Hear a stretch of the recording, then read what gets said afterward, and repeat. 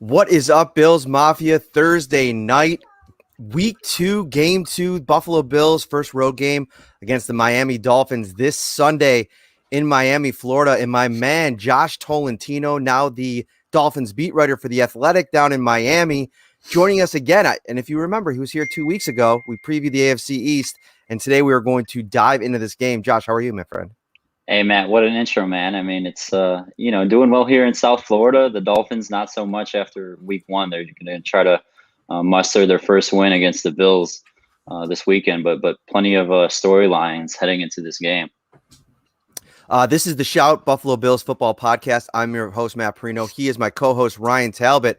Ryan, how are you, my friend? What are your early thoughts on this matchup here? Because it is two teams coming off of what happened to Miami over the weekend, last weekend, and then how the Bills won against the Jets. It's definitely a tale of two different teams here. Oh, without a doubt, but it's still a division game. The Bills are going on the road. There's going to be some fans in attendance. So there's going to be a lot of different things that the Bills have not experienced yet this year. So I think it's going to make it an interesting game on Sunday.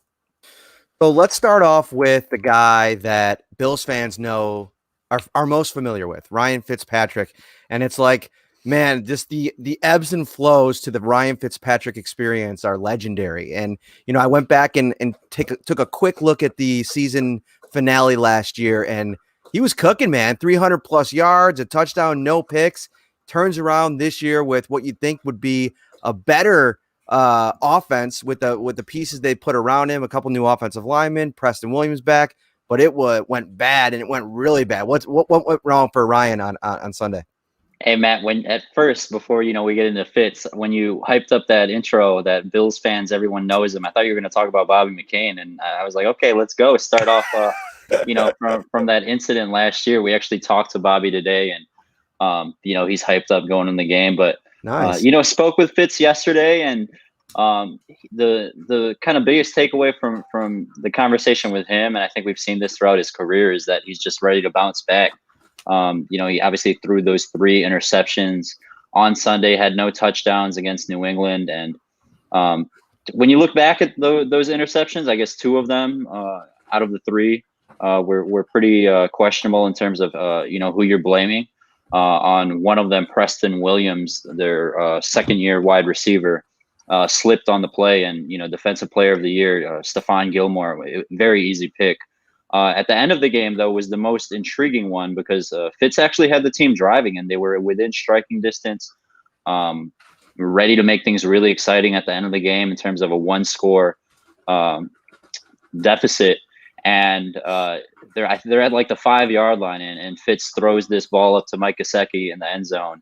And he clearly got held, and for some reason the officials either didn't see it or those late nerves. It was, week 1 nerves for everybody. They did not, there was no DPI on the call, and Fitz was pretty livid about that one. But at the end of the day, he threw 3 interceptions, and he knows he wants to improve against what he called a tough Bills defense this Sunday.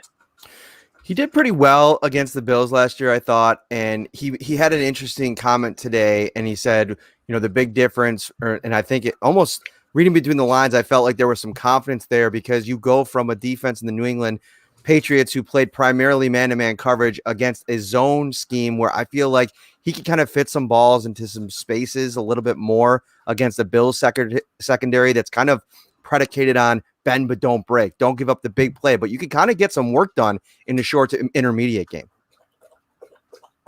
Yeah, and I think another thing that an aspect that we're missing, and Shaq Lawson really played it down when we talked to him on Zoom the other day.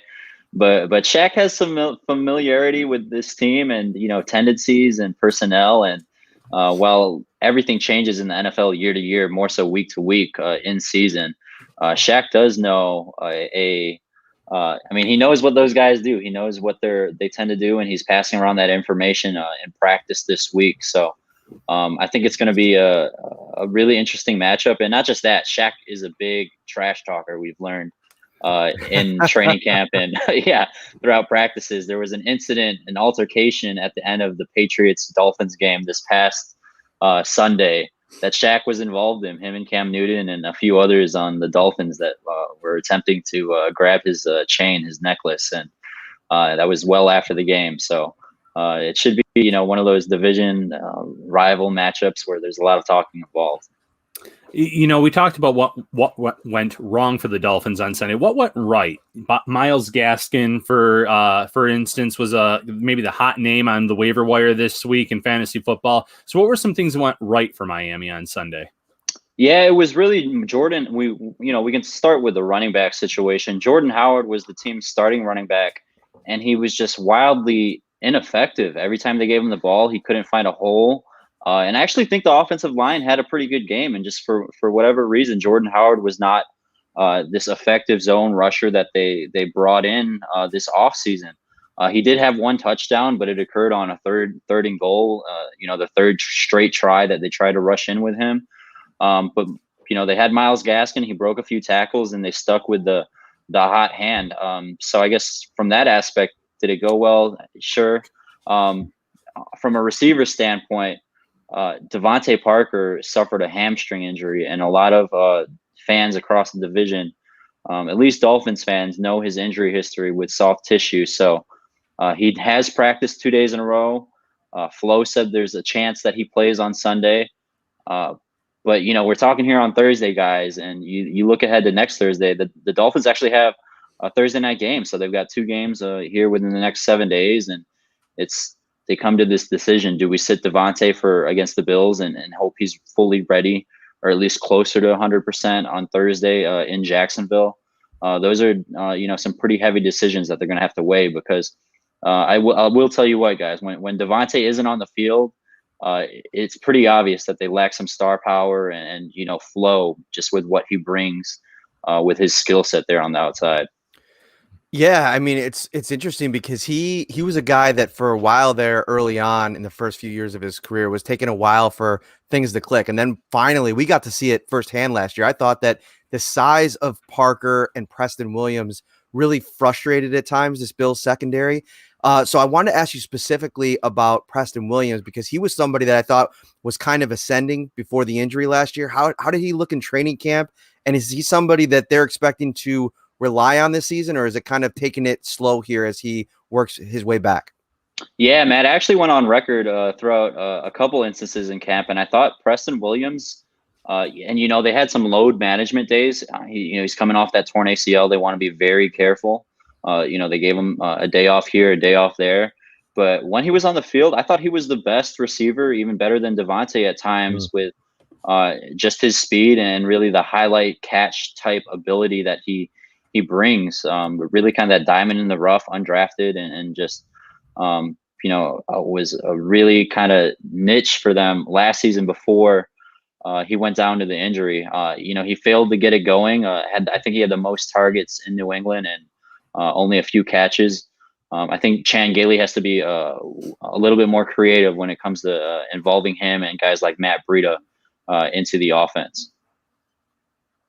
Yeah, that's a fair point. That's there's a question that was in the commentary here. Now I'm going to ask you first.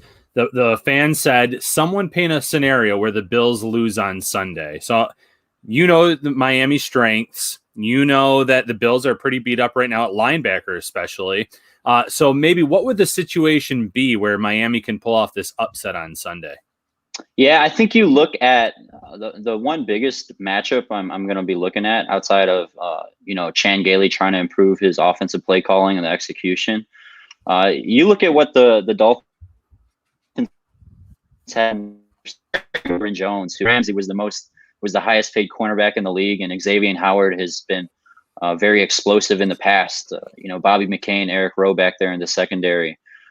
I'm really paying attention to that matchup, Stephon Diggs, John Brown, and I think that Flo said it. He said it the very first day that we talked to him after the game is, while he was reflecting on the tape from the Patriots, he called the Bills one of the most explosive receiver groups in the league. And while they might not have those proven names outside of Stephon Diggs, I really do think that the Bills possess a ton of talent and speed there on the outside. And I think that's going to be a good matchup this weekend. Is just Noah Igbenogany. He's the rookie corner that the Dolphins got. Xavier Howard and Byron Jones. How are they going to lock down these receivers? Because that was one of their biggest strengths in camp was the secondary. Week 1, they really didn't get tested. I mean, the Patriots had Julian Edelman on those drag and slant routes, but outside of that, really no big deep threat targets for Cam Newton. So I think Josh Allen possesses a much more talented arm in that respect where he is in his career. And I think the secondary is going to be a show to watch against these Bills receivers. How has that dynamic played out so far? And, especially, in your conversations that you've had with them, how do they kind of view each other? Because when I'm always fascinated by when you add, two kind of prototype number one cornerbacks into the same defensive backs room. This is an alpha male type of sport. Who takes, Stephon Gilmore, Tre'Davious White, to a lesser extent because of the scheme that he plays in, they want to take the top guy every time that they're going up against a team. They kind of wear it as a badge of honor. So who ends up taking that top guy, and will it be some type of combination because Howard is still a pretty high level cornerback? Yeah, I think Xavier Howard really has that mentality, and I'm sure that he'll want to go into Sunday defending Stephon Diggs. But hey, I mean, John Brown, Beasley, those guys are no slacks either. I mean, it's really going to be up to Byron Jones, who's a very good. He won't cause the turnovers and the interceptions, but he's very aggressive, in your face type, PBU guy. His number one priority is going to be reading Josh Allen's eyes, and but I think whoever that third guy is there in the slot, Beasley, if the Bills have a rotating receiver in, they're going to be up against 20-year-old Noah Igbenogany, and rookie from Auburn, and he's only been playing corner for a few years, guys, but he's very talented in terms of what he brings athletically, and he wasn't really tested that much by Cam Newton in week 1, but if Sean McDermott, I think if he's going to get creative, I think he'll test the rookie, because just he's so unproven in terms of NFL reps. You look at what the Bills want to do offensively, and obviously the big news around here this week is that they ran a lot of play action last week, which obviously Cam Newton had a lot of success with as well. But not only that is the 4 wide sets and even some of the empty sets that they seem more willing to attack through the air. Now you wonder, in a week-to-week league, did they utilize a lot of that approach because of the secondary they were going up against? I would imagine they're going to want to run the ball a little bit more. What have they been saying, in the Miami, players, coaches, about this Buffalo run game that really didn't get it going last week? 41 yards on 18 carries between Devin Singletary and Zach Moss. Yeah, I don't think the Dolphins can sleep on Devin and Zach, because that was their number one weakness, really. The Dolphins on Sunday in New England, they could not defend the run. And you want to throw in this aspect that Josh Allen's going to have all these play actions. And really with Cam Newton, the number one thing is that he introduced what New England fans weren't familiar with. It was the RPO. And, it's that slight second, that hesitation of where are the linebackers going to go. Cam Newton really exposed Kyle Van Noy, Landon Roberts, Jerome Baker, who finished with, a game high. He leads the league right now, 16 tackles, but a lot of those tackles were because he was late on, finding that direct first read. Is the ball going to the running back? Is the ball staying with Cam Newton? So I think if the Bills game plan correctly, they're really going to test the Dolphins defense, because defending the run was definitely not their top suit on Monday, or this past Sunday. In addition to that, also 2 sacks, 6 pressures from that defensive line, or from that defense last week. One, how did they look in terms of getting pressure, getting after Cam Newton, and how did Shaq Lawson look? I know you've mentioned him already, but how did the former Bill look in his first game with the Dolphins? Yeah, I think Christian Wilkins, if we're going to talk about the sacks and pressures first, he came up with a majority of those. It was really a little surprising, because, he didn't have that great of a camp. Second-year player, it's, how do those second-year players respond? And he was their top pick last year. How do you continue to keep the momentum and stay motivated your second, third year in the league, and really, remain relevant? He came out and really surprised. He had one of the best games on that defensive line. I think there's going to have to more people to step up in terms of Emmanuel Agba, Kyle Van Noy. He was one of the biggest additions this past offseason. Kyle was, and I know he's got a hand injury right now. He was pretty invisible this past Sunday, but, moving on to Shaq Lawson, it was really throughout the game. I'm sure you guys know this, covering him over the past couple seasons in Buffalo, but even after plays where, he didn't make the play or, they gave up yardage and it was a negative play for the defense, he was still trash talking. It's like, I think that's just really one of the biggest aspects of the game. He tries to get in their opponent's head. And how does he do that this Sunday? I mean, these are guys that he considers his best friends, guys that he texts every day. He had a really funny tweet today, actually, of how he steals teammates' gum from the locker room. So just having that aspect will be really funny to watch heading into this Sunday. Yeah, it was some of the locker room banter, specifically between he of Clemson, an alum, against Tre'Davious White, LSU. Some of those conversations in the room, some Alabama guys in there as well. It got a little heated at times, and he has this way about him where he can really ratchet up the trash talk, but make it really funny at the same time. So we definitely miss him. Like, we're not in the locker room right now, obviously, with everything going on in COVID, but you got somebody out there that's a real fun guy to cover. Before I let you get out of here, also, go ahead. Sorry, real quick, Matt. You talk about him being funny and serious and knowing when to handle it. It extended actually beyond the field this past Sunday with Cam Newton. I think it's going to be an ongoing story until they play them again. And I want to see how he responds on the field this Sunday. But after the game with Cam Newton, he actually went on Cam Newton's Instagram and commented on his posts from the game. He was like, "I don't want your damn chain," and is just really trying to rile everything up. So I think the dynamic's much different here going against his old teammates. It's a fun storyline to keep up with. For sure, and I bet you Shaq Lawson probably didn't like too much, the young Ed Oliver on his D line last year in Carolina when Cam Newton tried to, big brother him a little bit on a video that went viral. I think that that didn't sit too well in the Bills locker room. Nobody ever actually said that to me, but that might be a little interesting nugget that he kind of keeps in the back pocket, and maybe why he has a little bit more of an issue with Cam than anybody else. But let me get you this before I let you get out of here. Prediction for Sunday. Bills traveling down, I believe last time I checked, around a 6-7 point favorite. How do you think this one plays out? Yeah, it's going to be a really tough matchup again for the Dolphins. And, we mentioned the running game. And I think if the Bills, Sean, can find a way to get Devin Singletary, Zach Moss more carries and get them more involved and continue to kind of build off what they did last week with the play action, I just really don't think this Dolphins front seven is ready yet to defend the run from what we've seen. And I'm going to pin it at a close game, maybe 3-4 point victory for Buffalo. But there's also this unknown factor of how are these fans going to affect the game? It's going to be, 13,000 in there. Will be the first time I ever see fans in the stadium this year. New England didn't have any fans. And we all know Sean McDermott was pretty vocal when Miami announced they were going to be fans. So does that factor in the game? I'm not sure. But that will be another thing to pay attention to. But if Buffalo can keep it on their throat in terms of running up the ground, because that's really Miami's biggest weakness right now is that they could not defend the run. Josh Tolentino, you can find him at JCT Sports on Twitter, The Athletic, Miami Dolphins beat writer. My man, we'll talk again later this season. Hopefully things haven't gotten too out of control down there. Hey, appreciate you guys. Yep. Trying to stay safe and, stay far from these 13,000 fans on Sunday, but looking forward to it, guys. All right, Josh, take care. All right. So, Ryan Talbot, let's dive into this game a little bit.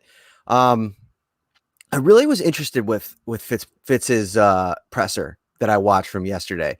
It's almost like he had this really weird air of confidence to him when talking about the biggest difference from going from last week against the Patriots defense to this week against the Bills defense. And, I went back last year. I mean, he played well against the Bills for the most part. I mean, he had moments, especially in that first game, where the Bills were on the ropes. They had to make some plays. And, so I think he has a level of confidence being at home, coming off of a bad performance. I feel like he feels like he could probably just take this thing to the next level with some of the weapons that they have there. And like you mentioned, it's looking like Matt Milano might not be available. Yeah, hamstring injuries going to Miami. I just think that that's just a bad combination in general. Maybe that actually keeps Devontae Parker out in this matchup for Miami as well, because hamstrings, you don't want to rush him back. But Milano itself, that would be a major loss for this team. That would really open up things, in my opinion, for Mike Gesicki, who I think is a very talented tight end. I know that first year, pretty quiet. Last year, I thought he kind of came on with Fitz. So there could be some matchups for Fitzpatrick to exploit, but I'll always have a soft spot in my heart for Ryan Fitzpatrick, because no matter how well or how poor,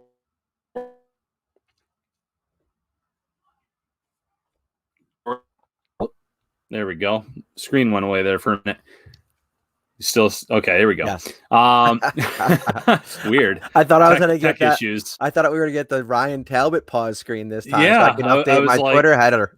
I was looking. I'm like, I disappeared there for a minute. But anyways, he's just going to come out and he's going to go firing. Even if he throws an interception in the first series or two, it's not going to stop this guy. So no matter what happens on Sunday, this guy is going to come out. He's going to throw the ball a lot, in my opinion, especially if the Bills are able to come out and score early like they did against the Jets and get some points on the board.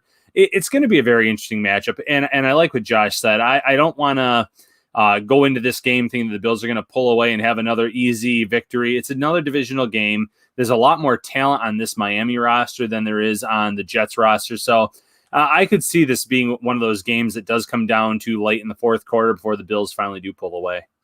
Yeah, one thing that one matchup that I really like is I think that it's going to take some time for this Miami front to really come together. That's one big takeaway I had from last week. It just, they weren't really pressuring consistently against Cam Newton. And I think that against Josh Allen in this Bills offense with all these weapons around him, you really do have to frustrate him. Now, a real cool matchup in this game that I'm excited for is the chess match between Brian Dable and Brian Flores, who were on the same staff in New England years and years ago. And, Brian Flores mentioned it this week that he's real good friends with Brian Dable. So they have a familiarity with each other and what each other likes to do. And, I think, it's interesting. I think Bills fans are really probably looking forward to these matchups between John Brown and Xavier Howard or Byron Jones and Stephon Diggs versus whoever he goes up against. But I really do think that it comes down to,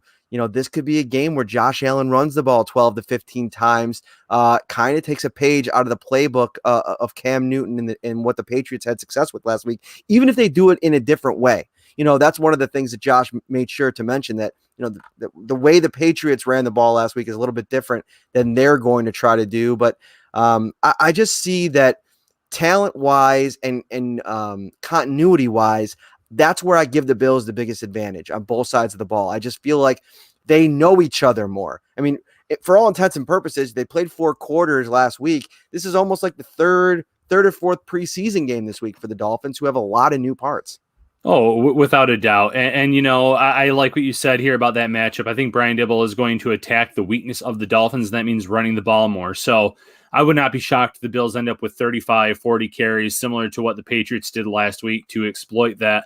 And I think you do need to be successful on the ground to open up that passing game for the Bills, because you look at those matchups, and yeah, I like the talent that the Bills have in that wide receiver room, but they also have some really talented cornerbacks. So if the Bills can get the run game going and going with success, well, then that's going to open up the play action. That's going to open up things in the passing game as well. So I really do want to see the Bills get things going on the ground first. Ron Swanson on Twitter said the Dolphins D-line is buns, B-U-N-S. I don't know if he was going for bums, like if he's saying like that they just have like a D-line worth of bums, but he said it twice. So he said their D-line is buns. Wilkins is good, but that's it. Godchalks is awful. Shaq and the other DE are buns too. So is buns a thing? I don't know. I don't know. I'm not up to date on this new lingo, so buns could mean something. Maybe someone in the chat can kind of I guess that would be that would be kind of like the appropriate way to say the A word. The A word. That's so okay. So it's their way of saying their booty. Their booty is what someone said in the chat. So all right. Nicholas Raymond coming in and saving the day here. We appreciate that. All right, let's go through the injury report here today because the Bills released kind of a long one, but one that, had some good news on it. John Brown returned to practice today. He was a full participant after missing yesterday with a foot injury, so guessing he will probably be available for Sunday. Vernon Butler was back for his second straight day, full participant. And here's a big piece that I think is important because Tremaine Edmonds was limited. Matt Milano, again, with a hamstring, didn't practice, but Tyrell Dotson was back and a full participant today. And that's huge because he's their backup Mike linebacker. If he wasn't able to play and Tremaine Edmonds misses this game, listen, did you see that video yesterday? I can't remember who put it out, but he was kind of showing the shoulder to Leslie Frazier a little bit. I find it hard to believe that they're going to be able to trot him out there in 3 days now with a shoulder injury in a game where, yeah, do you want Tremaine Edmonds there? Of course, but do you want to risk it getting any worse? I could see a scenario where we get to Sunday and maybe he's a game time decision. Maybe he's questionable or maybe even doubtful, and then they hold him out. Tyrell Dotson being healthy right now, I think makes you more comfortable going into that game because I think the plan right now is Dotson plays for Tremaine Edmonds and AJ Klein plays for Matt Milano. AJ Klein got most of those snaps from Milano after he went out on Sunday. Yeah, you need Dotson in there. I mean, they don't have a lot of depth there right now. Obviously, they did make some moves, at least on the practice squad, adding Deion Lacey. They do have Andre Smith there. I'm anticipating Smith being one of those players that gets promoted and moved up.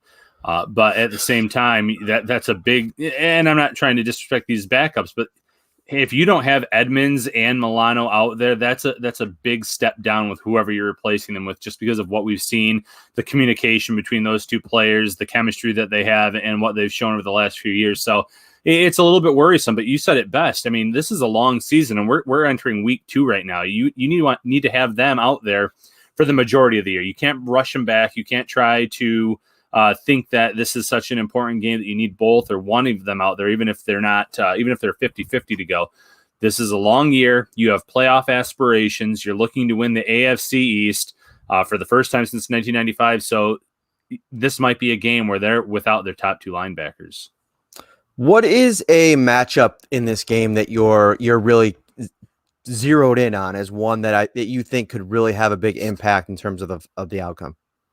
Oh boy, I guess I wouldn't consider it a one-on-one matchup. I just like this defensive line again, just in general. I think they can get after Fitz, and we talked about the fact that Fitzpatrick throws those interceptions, and he's not going to always tuck it and take the sack. He's going to throw some balls up there for his guy and a Bills defender to go up for and grab. So I could see the Bills defensive line coming up big again this week. Helping that defense create some turnovers, because a rushed pass or a forced pass can be just as good, if not better, than a sack in a lot of scenarios, because it can lead to those turnovers. It can lead to pick sixes. It can lead to a lot of good things for Buffalo, especially when they're already down a few guys in that linebacker core. What about you?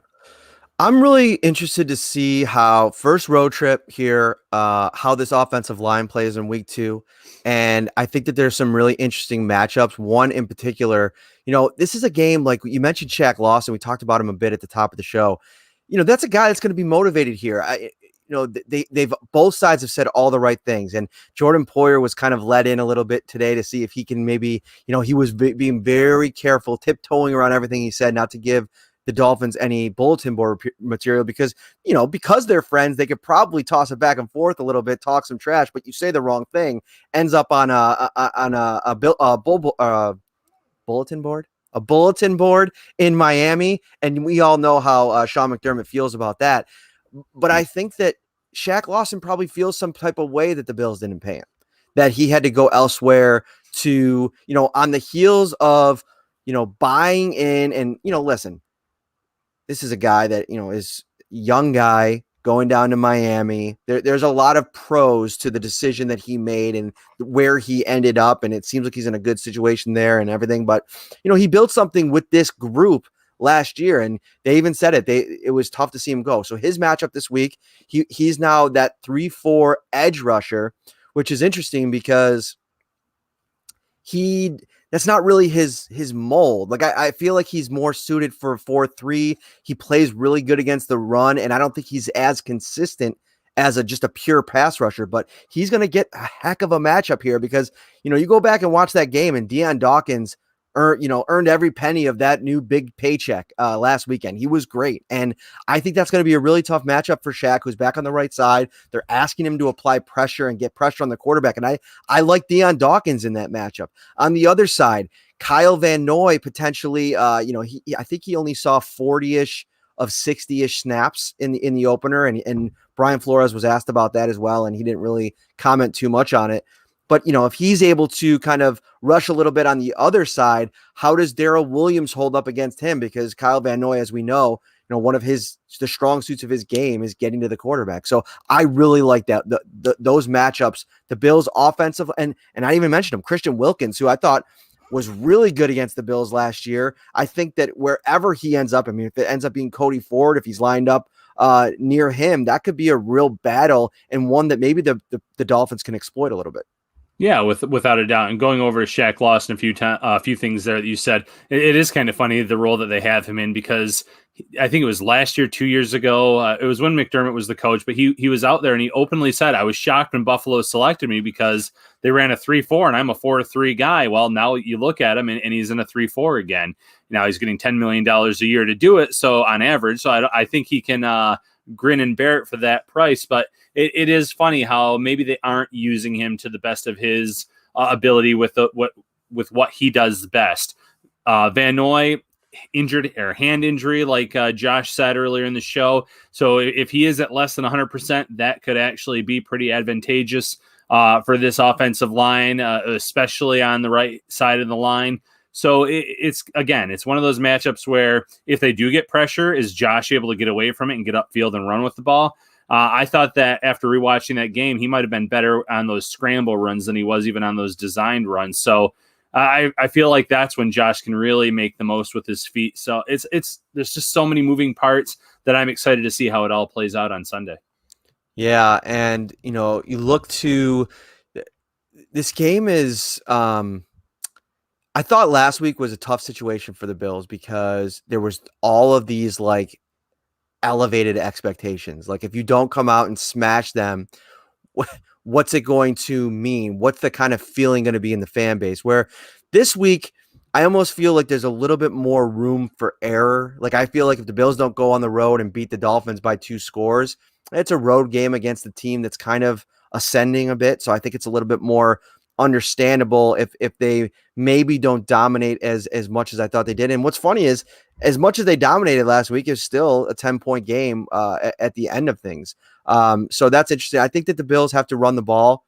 That's something that I think that they'll be able to do. Landon Roberts, who they brought over from New England, he is on the injury report. He, that'll be interesting to see if he can play. Obviously, they have some depth there, but I think that the Bills have to, I mentioned it last night when we were talking to Fairburn, and that's one thing that I really do think, the Bills are missing, like without John Feliciano. I thought that, his strength was in the run game, his athleticism to, get out in space, lay guys out. I still go back to that block he laid on Dean Marlowe in training camp last year that set the tone, not only for his entire season, but the line as a whole, their entire season, and the nastiness level. Who's going to get nasty on this offensive line now? That's not really Mitch Morse's thing. I mean, Cody Ford's very laid back. Quentin Spain doesn't say a lot. He plays with a nasty, but he doesn't do it.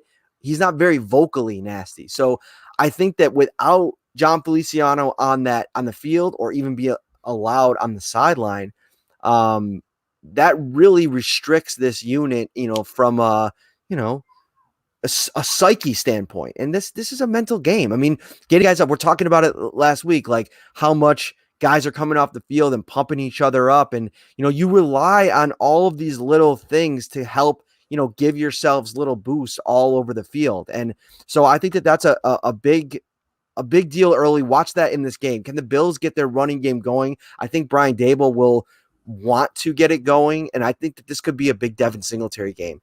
I thought that you don't want to overreact to one game, but I thought that Zach Moss showed last week, just he seemed hesitant to me.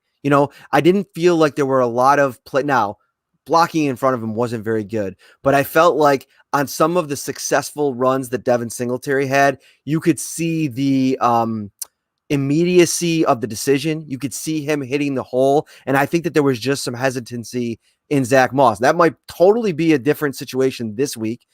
If they're able to, if the offensive line plays a little bit better. But I have a feeling that this could be more of a Devin Singletary, maybe 65, 70% workload game for him this weekend. Yeah, that wouldn't surprise. I mean, I'd like to see them get creative, have them both on the field. They did that a little bit in week 1. They did the fake screen and then threw it to the other player, but get them both in the backfield, let them both get their carries. But, in terms of purely running, let them get into some kind of rhythm. Don't keep going kind of back and forth. Don't just only give them each 9 carries. It is very tough for a back to get into a rhythm in that regard if you're only giving them the ball sporadically. So, look at what their weakness is, that being Miami, and it was the run, and try to get your backs going early. I think that they can have a lot of success there. Like you said, Singletary being in his second year, obviously the game has slowed down a lot. He has that elusive ability where maybe he doesn't have that game-changing or game-breaking speed. He can still make you miss in a phone booth, and he can pick up good chunks of yards. Under the radar move today, Deion Lacey back in the mix, signed to the Bills practice squad. I was actually off today, so I came out. I put away my little vacation day at 6 o'clock to jump on here and get our podcast going here. But I was off today, so I wasn't out at the stadium. I wasn't really on. I couldn't really be on. But that was an interesting move because obviously the Bills needed to bring in some linebacker depth, and a guy like Deion Lacey, that's a guy that knows this system, was in it for 2 years, had some meaningful snaps for this defense, and you bring a guy in here that's another like under the radar like nice move. And what's funny about that move, what it really reminded me of? What I was saying a few weeks ago as we were moving towards cutdown day, when people were agonizing over the potential loss of a guy like Duke Williams or Robert Foster. Did you see in week 1 Robert Foster start and explode for any team in the NFL? No, you didn't. And so I think that some of these guys that Bills fans or any football fans get so worried about losing, who's to say that they don't go out into the world a little bit? You bring them back in the mix later on. And this is a situation where, it might be dire straits and you might need, this would be interesting to see, Ryan, with Deion Lacey having some meaningful snaps and Andre Smith only being in the environment now here for about 2 weeks.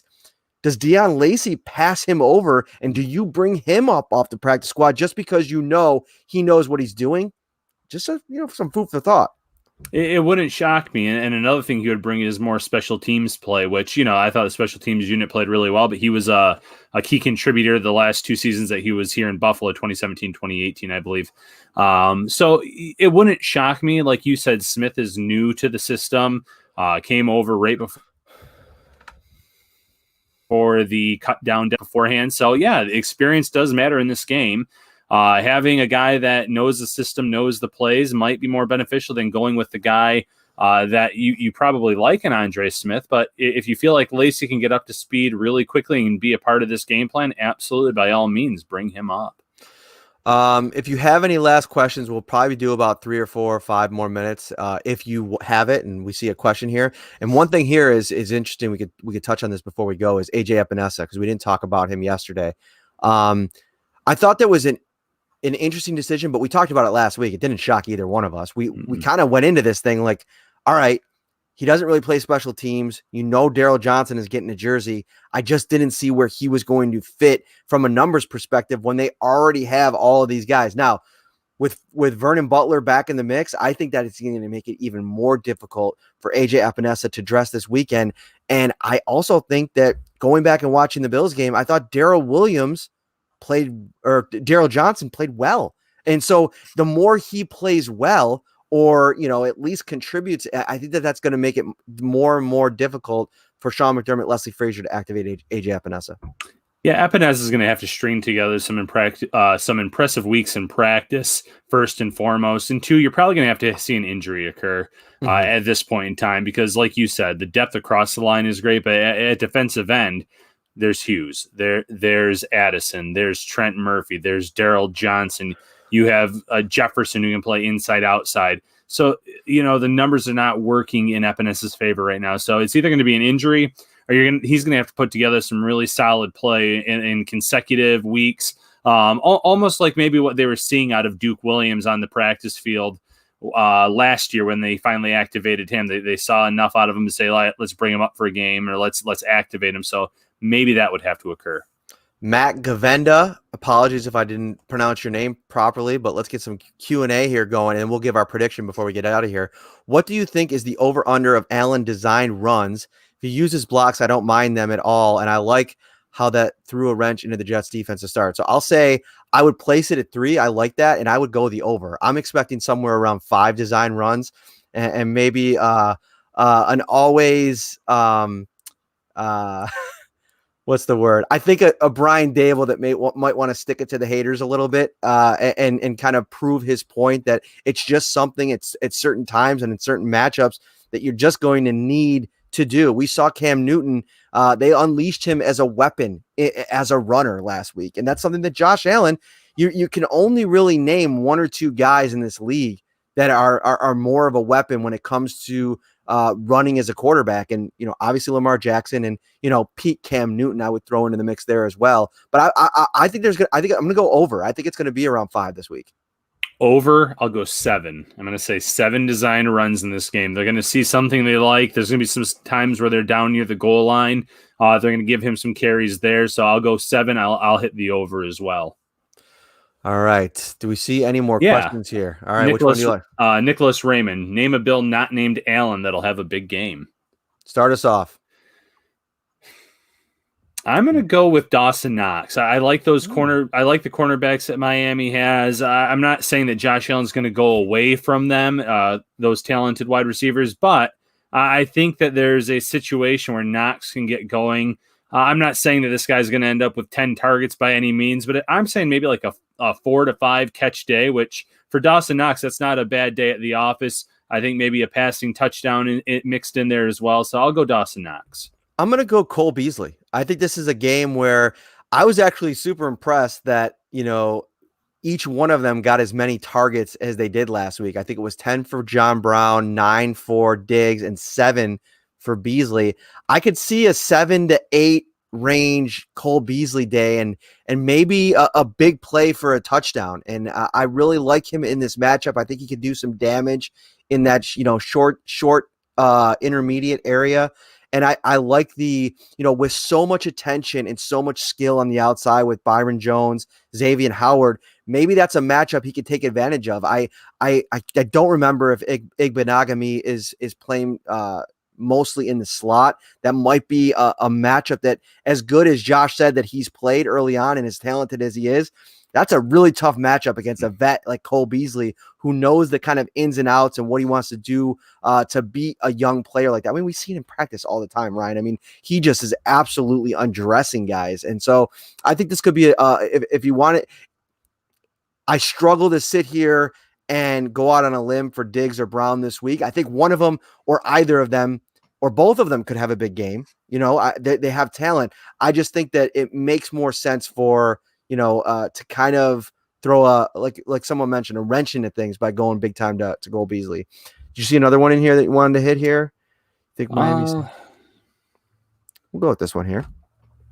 Chris Spencer asked, do you think Miami stacks the box a ton, trying to sell out on the run? If that happens, I see Diggs lighting it up.